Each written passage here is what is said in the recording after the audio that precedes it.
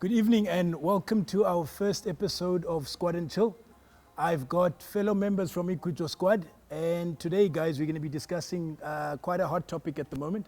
It's gender-based violence, but also the enablers that drive gender-based violence.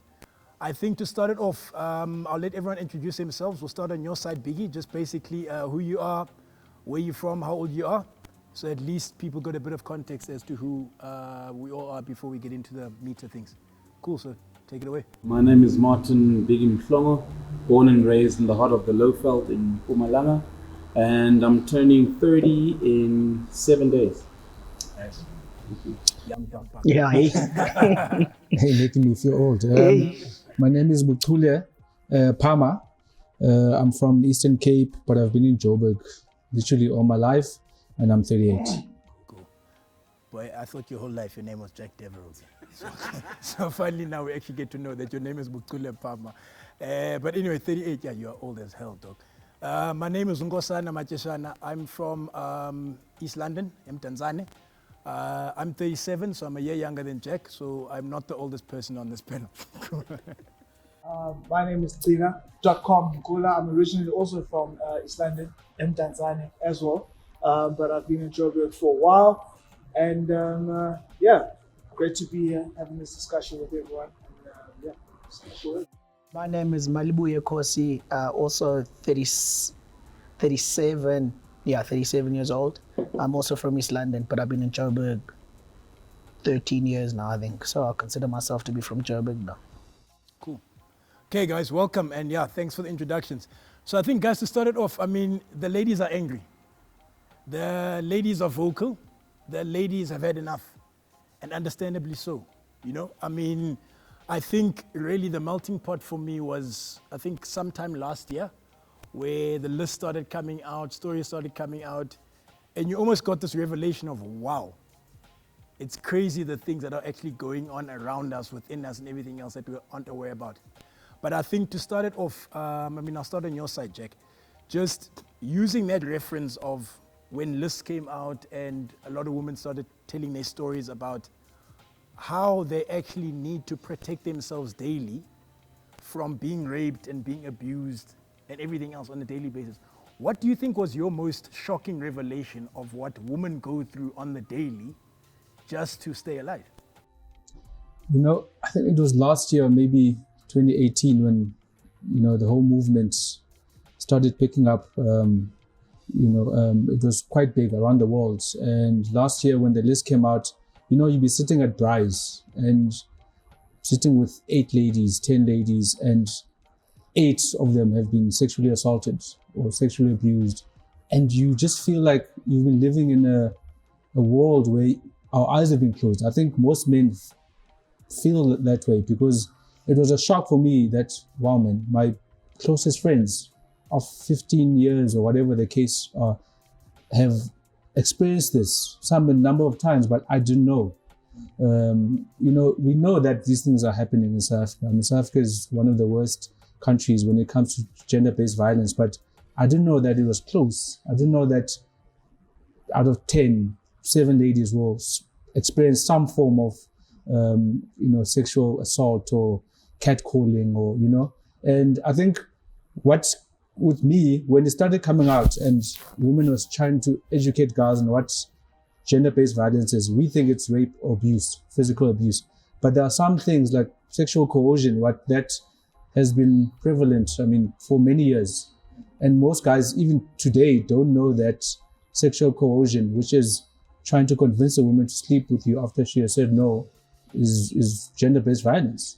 Yeah. So those are the things that we grew up thinking, nah, she doesn't want to play easy, so I must just try to convince her.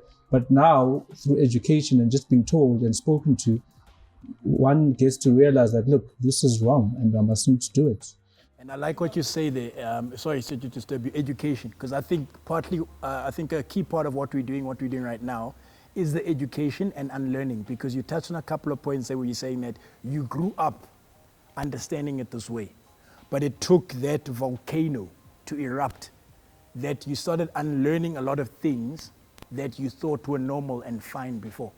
Anyway, sorry, Yeah, I mean, to the point Jack makes, I mean, how often have you been in a situation where you're in a social environment, one of your friends meets a girl, the girl doesn't want to give him her number, he knows that you know her, the guy's calling you on the side saying, Chana, just give me a number, I mean, what's the problem? It's those type of things where you thought, well, it's seemingly fine, but if the girl was not willing to give the number, you shouldn't be yourself as a friend saying, let me just give the number. And it's those type of things guys do and have been doing for so long that they think it's fine. And those are things which are actually wrong. It starts there and how all of us unfortunately are guilty. Calling girls ikenge, iwe, stalk, those type of things that we've learned from young ages which we thought were appropriate, which are 100% inappropriate. Okay, cool. And we'll touch on that particular part a bit later. But I think your views, I think from your side, what was your revelation and shock, what you learned over that period? I think from my side, like the gents have been saying, it's the behaviors, the stuff that we saw as norms. And I think from my side, also coming from or having touched base in terms of the entertainment industry, the culture which we perpetuate in the music, in the lifestyle, and that also adds a certain element or a big contributing factor actually in terms of how men behave. You know, a lot of guys look up to us in terms of, you know, we're popping bottles, there's ladies in the section, they're supposed to be behaving this way because this and this and this is happening, but in actual fact there is no entitlement to anything, you know. And I think when, like the guys were saying earlier on, when these lists did come out, I think I took it upon myself with a group of my friends to have these discussions, to say, okay, this is what the topics have been about. Have any of you guys participated in any of these? And if so, or if not, how do you now recognize or realize that this specific behavior or these actions, you know, kind of are negative or leading into this sort of stigma, which is, you know, abuse, if you can put it that way. Yeah. And it's interesting that you say that we're having these conversations and we're taking the action, because I think, again, why we are here is, again, to unlearn, but to also take the action so that we hopefully stimulate and motivate other guy WhatsApp groups to start having the conversations as well. Because it probably needs to be a paradigm shift from us as men to realize that, okay, certain things are wrong, therefore we're resetting the playing field here in terms of how it works and how we should be behaving ourselves, you know, because, I mean, we are the main vectors of this whole thing, you know what I mean? So on your side, Biggie, I mean, what was your experience, as you say, when that revelation came about? The thing is, what comes to mind is where in random social spaces, you'll hear a girl maybe running to the restroom telling a friend, female or male, saying, watch my drink. How that has become such a norm to say in social spaces. And it's quite troubling now when you think of it. And thank you to those that have, I don't know why it had to take a point where females are like, now we're really standing up against gender-based violence.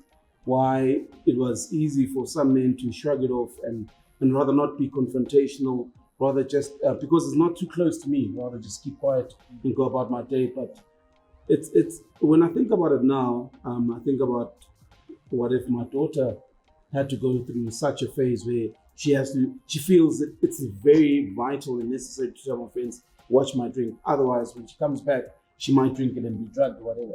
So we haven't been kind, and kind is just me putting it mildly, with no reason. But we haven't been kind to our fellow sisters, and it has come to such a point where they absolutely have to watch their back at every single second.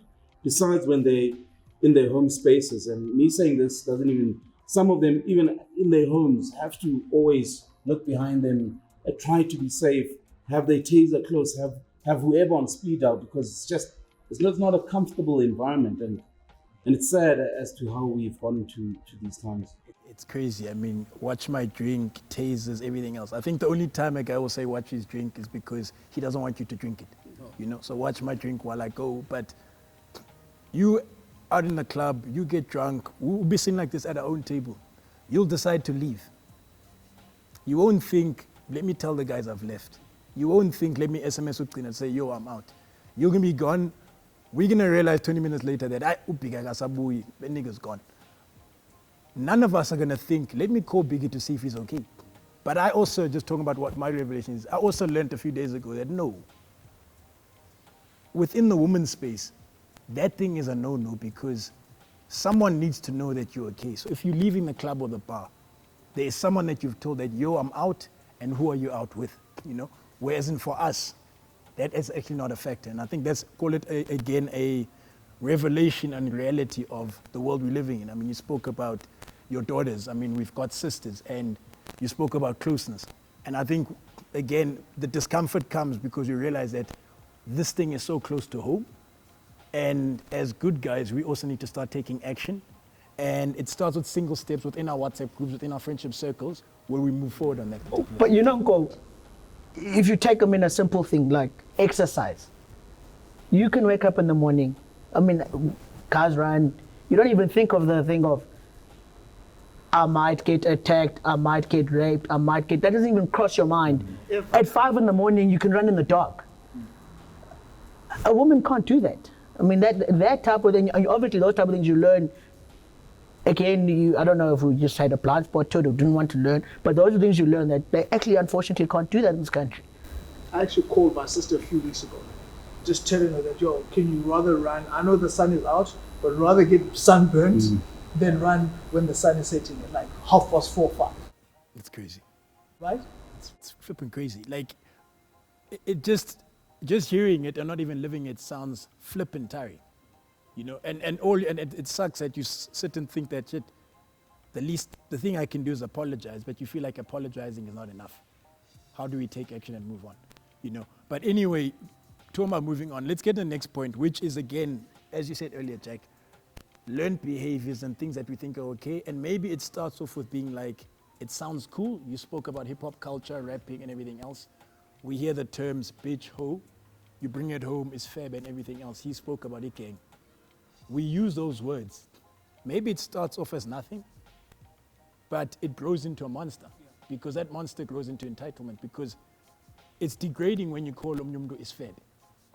So on that particular point, Jack, I mean, should we in 2020 still allow ourselves in our WhatsApp groups and our conversations to be calling women is a fed?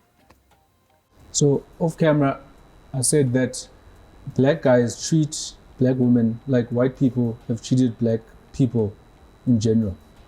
When you don't see someone as your equal, you see someone as inferior to you, you're going to treat them like rubbish. You're going to hang them, you're going to do whatever that racism has done. So with us using such words, it's talk or iwe, it's objects. So, zibiwe imjana. And when they get to the braai, they must do this, they must do that. They're for us, they're for our pleasure, they're for our amusement. And I think until we learn that women are equal to us, in many aspects, actually better than us, but women are equal to us. And like you made an example, you, my friend, I see you as my equal. I'll never hit you or push you or sway at you to the point where I'm trying to, you know, because I respect you. We'll get to a point where we'll disagree and then say, hey, Chana, let's agree to disagree. But that's when Ukuna is going to interject and say, yes. But now, because I see you as my equal, I respect you. But men don't respect women for various reasons, whether it's learned through our great-great-grandfathers, etc., etc. But until we can respect women and stop calling them these names and etc., I think, you know, gender-based violence will still prevail. What? Okay. I think from my side, or the take that I like to bring is the fact that there's a lot of things that pop culture has normalized, which essentially in society are not normal. Like you're saying, guys calling women bitches, women calling women bitches. Yes. You know, when has that ever been okay? I mean, okay, maybe the energy that you're delivering the messaging might be a little bit different, but the interpretation also depends. You know, that's my bitch. Yo, that's I you know, guess it's a Black on black. nigga, get me? nigga, but a white guy can't say that. you know. And I think that's the mental change that we also need to bring in, you know, in terms of society. We've got this side, which is the pop culture side, which is bringing all of these things and making them cool and making it seem like, yo, this party, bad bitches. The ladies are also calling each other bitches. Yo, this bitch tried to take my man. Boom, boom, boom. You've got guys this side are also, you know. So it's a whole bundle of confusion which needs to be, like I'm saying again, unbundled and taking it back to the basics. It's okay, guys. In actual fact, these terms shouldn't actually be used at all. But don't you also think, though, there's a big element in, I mean, I think by blaming popular culture and what have you, we're slightly removing responsibility from ourselves. It's not often, and guys are, and I'm generalizing in a very big way, we're never willing to have difficult conversations as guys. I can spend the whole night drinking with you and I don't actually really know you that well, and I'm happy to see you all the time, but when you do something awkward, I'm not going to be the first to say, Chana, don't do that. And that's where we need to be. We need to be able to call each other out, even if I don't know you, and say, you don't do that your behavior is inappropriate for where we are, and if you're going to do this, you must leave because you're making so-and-so uncomfortable here. Well, in my group of friends, we have not been doing it, and I don't know if other groups of friends are doing it. It's not done generally, and I think what I was going to say, a question I was going to ask, and maybe next time when we have a sit down, we can have the ladies with us, and it'll be a question as in, I agree, bitches, slut, hoes, febe are no words. But then someone may argue again and say, but there's terms of endearment that I want to use and call a girl. For instance, I want to call her hun, you know, I want to call her baby, whatever. Where is the line drawn? And I guess the learning again becomes a sense of women need to tell us that these names are fine, these names are not fine. But also I think it's, as Uqina was saying, it's the delivery and intention. The word bitch can never be fine. The words febe in any way can never be fine, you know? So those are kind of clear outliers as in, okay, you can't talk like that. But then there's gray areas here now in terms of, okay, well, can I say this, can I say that? Because at the same time, people can almost be, I mean, guys and girls, I'll call it caught in the socializing game, you know? You chasing a girl, the girl wants you back, and within that there's boundaries, and I think the important thing is learning and finding those boundaries, you know? So I mean, we'll touch on that. But what's important is also when we call out our friends, we don't do it with intent.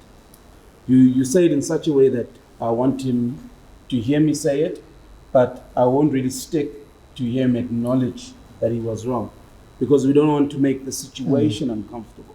So I'll tell him, no, what you did is wrong, and then say, hey, Nyakudi, it was a mistake, fine, we continue having fun. But I must take ownership of that situation where I tell my friend that you are wrong and make the situation uncomfortable. So he also acknowledges that he's wrong to such an extent that he stands up and leaves, or we decide as a people to leave. And we must actually take ownership to address, we can't just let it slide. And we do that a lot in different situations that we go through in our lives. But you must actually take ownership. If you are truly touched by this topic and you want to make a difference, you must make, like intentionally tell them what you did is wrong. And if you gents are going to sit here and continue the evening as if this didn't happen, then I wouldn't want to be here. Then that's we have to do things with intent. And there are two common themes that came out through there, because I think you are saying that genuine intent that comes through, you are saying we're not prepared to have the hard conversations. And I think that brings us to our next chapter then, now moving into the harder topic around gender-based violence. Né? And you'll hear on Twitter and everything else that the environment for an abuser needs to be made uncomfortable. What do we mean by that, Mali? I think what it means to me is, that person must know that where they are with certain people, what their behavior is not acceptable. And people will call it out and it will be addressed. I think we often just leave it. We see things happening and we just leave it. And Why do we leave it though? Why do we leave it, Jack? I think it's what Biggie said, that it's uncomfortable. So with what you just asked now, you know, this cancel culture thing, which I don't agree with. So you've been my friend for 20 years. If I hear that you've been beating your wife, I'm not going to come and say, Ngosana, that's that, and I'm going to walk away. That's stupid. I'm going to come to you and say, hey, Mchana, I heard this. Whether you deny it or affirm it is where now I'm going to move. You say, yes, I did this. These are the reasons. I'm going to say, no, but men don't do this. Men are not supposed to do this. This is wrong. Then you can acknowledge, Mchana, it's wrong. It was my first time, blah, blah, blah, blah. But you must take ownership that what I did was wrong and I promise not to do it again. And me, I think we even go further and you go to your wife and say, Mchana, if he ever does this again, please let us know, because we are now going to hold him accountable. He says he's not going to do it again. We're going to hold him accountable to the point where if you do it again, then we're going to say, Mchana, stop this. Now you're going to involve your family, your uncles, your mother, whoever, to make your life uncomfortable. Your work, you're going to put it on Twitter so that you are not thriving. And once you are now exposed, will you maybe think, hey, this thing is messing up my life. Maybe let me stop it. Whether you're stopping it for the wrong reason, you're going to have to stop it. So I can't just leave you and say, nah, it's whatever, or I and so. And I like that, Jack. I think it must mess up your life. Socially, economically, it must mess up your life. Devastate your life. Because that's what's going to move you to action. As in, this thing is not accepted in society. Therefore, I'm not going to do it if I still want to thrive economically and socially. Gwijo, you want to say something? No, I was actually going to ask about that. So, there was a topic about abusers on social media last week. There was a gent, I believe we all know the gent. We actually had a conversation about him offline where he came up, and I think he's actually been a part of this discussion when it started. I think it was last year or the year before, and he had apologized, etc. And he had changed his life, if I can put it that way. So when is it now acceptable? Like you're saying, you've done this. Someone has taken that financial hit. They've taken that social hit where maybe they've been shunned by their social circles. They're no longer around those people. People have unfollowed them on social media. They no longer have the networks that they used to have, etc., etc. When is it okay to bring that person back? I'm sure it's like going to prison. The whole point of prison is to rehabilitate you back into society, right? When I rehabilitate you back into society, do I now remind you, say, hey, Mali, remember that time? Hey, you can't, hey, don't ever forget, you're a criminal. Or do I rehabilitate you up until the point whereby if you do something wrong, or I see a sign of you do something wrong, then I bring it up. Because now it feels like there's an eggshell that, I don't know if it's maybe I want social media, but the whole point is to bring people back into society and align them back into society so that they can become upstanding citizens. But there's supposed to be an eggshell. It has to be there permanently for you. Because you must know that there's people actually looking. There's some people that want you to get better. There's some people watching you to make that mistake again. And I think it's up to society or up to people, respectively, to say now, this is where it's important when they say action speaks louder than words. If we see that your actions have changed, you are actually an improved person, then some people will allow you back into society. But if I deem it fit that I must remind you, if I see that you're doing it again, I must remind you. It's important, and the reason why I'm reminding you is because I can see that you're showing the same behaviors that you showed in that time when you were exposed. We can't now, when you say as a person, no, I'm rehabilitated, I'm back, you can't. I must judge for myself that Utot is actually a better person and he can come closer again. But you must be on eggshells, knowing that we haven't forgotten. And we can't now allow you back in the same spirit that we had before you were exposed. But also in that context, sorry, can I just to bring it back to exactly what you say? It's the fleas that come with the dog, right? Because you put yourself in a situation where you're an abuser, you've left certain aspects of your life gray, that as in, okay, when I get into this territory anymore, I can no longer have an opinion that's too strong because I've got a history that I created myself. But I think to go back to your question, because I wanted to answer it myself as well, and as in the rehabilitation part, I don't know what the answer is. I mean, fortunately, I've never been abused, so I wouldn't know what the answer is. But my assumption would be, firstly, you've got to make an apology, okay? And I think as South Africa, we are a forgiving nation if we see that your apology is genuine. Overly. So you've got to make an apology. You've got to seek help, be it professional or from your friends and everything else. And then your behavior going forward has got to show a very significant change to what you had done before and what you're doing now. And I think off that is how you'll get your apology and your forgiveness. And I think the key thing of it is that even though you're forgiven, it's not like people are going to forget, but you're forgiven. As in, to Jack's point, you can go on socially again, you can go on economically again, okay? But what you've lost in your playing cards of life is that when it comes to this topic, it's best for you to keep quiet because you lost your privilege of speaking on that particular. And in addition to that, you must always also know where, because, and this is a point I think was also alluding to, when we're discussing gender-based violence, there's always a female who's been abused or several females that have been abused by you.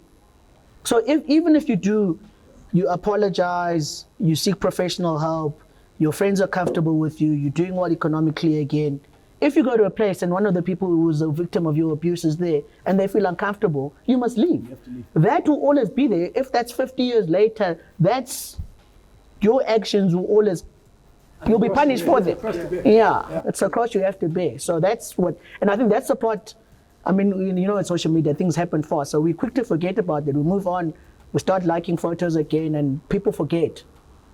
I think someone on Twitter actually said, because that gentleman was in he was in some campaign, and then they said, no, you can't be a reformed abuser. So someone actually made an example and said, if you're a drug addict or an alcoholic and you recover and you go to rehab and 5 years down the line, you haven't touched a sip of alcohol, you still introduce yourself as, hi, my name is What, and I'm a drug addict or I'm alcoholic and I've been clean for 5 years.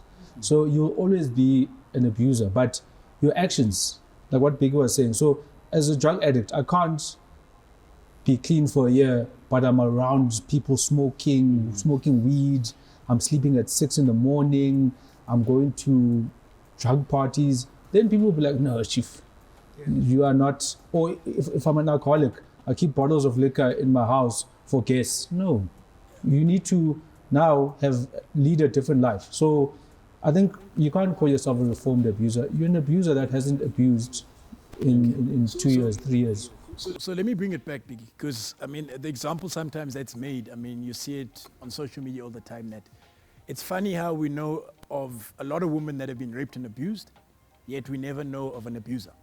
And I think it's important now on this platform as guys, I mean, because women will be watching and trying to get our perspective. Why do you think is it that men, or in your friendship circle, I may be an abuser, but you don't know that? Why? How does that actually happen? The thing is, as gents, we don't really share information comfortably. Why I say that is that maybe Jack would speak to you because he knows that you're an abuser. He'll chat to you and it stays between the two of you. So when you guys come to this circle, it still remains in the two of you and we don't touch on that. And sometimes after 2-3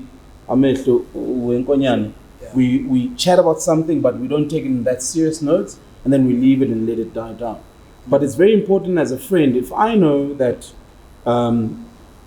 my friend who sometimes sits in this circle is an abuser, in the state that we're in the times that we're in, it must be okay for me to come and say, gents, this is what I'm experiencing through my one friend.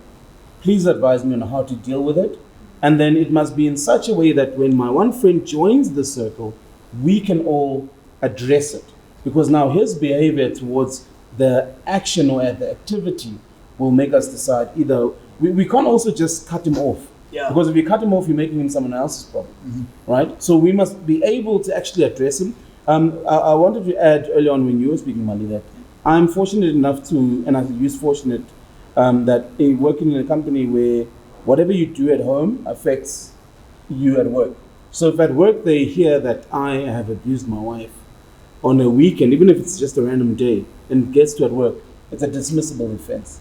And I think these are stances that our workspaces have to take, your social spaces. If I'm a regular at 86 Public in Randburg, if they know that Martin was once accused of 1, 2, 3, when I get to the door, they must be able to say, you're not welcome here. So guys, sorry to think. 2 quick rounds, we're running out of time. 2 questions, quick fire that's going to go around, then we wrap up. Firstly, Mali, everyone's going to answer the same question. You hear that a friend of yours or a friend in your WhatsApp group has abused his wife or his girlfriend. How do you deal with it? Very quickly. So that's happened. I call the guy, I'll meet up with him and I'll ask him what exactly happened. This is what I've heard. And we take it from there. So do you cancel him? Do you rehabilitate him? What happens? I mean, are you still going to have a beer with him? I don't cancel him. I try to rehabilitate him and work with him and keep monitoring, seeing what he's doing, because I don't want to make him someone else's responsibility. So what's the end state? So what's the end state? You rehabilitate him as in you're hoping he doesn't do it again? And I'm monitoring that. Okay. In the sense that you need to, I think also a lot of our, you know your friends well, the ones socially, you know what they do. And so if I leave him to move on to another group of people, he can keep doing the same thing with people who just met him. At least with me, I say, no, and that's, I mean, some people say you shouldn't react that way. That's how I've chosen to deal with the situations I've been faced with. I mean that's your decision. GCINA? I think those uncomfortable discussions with your friends are key.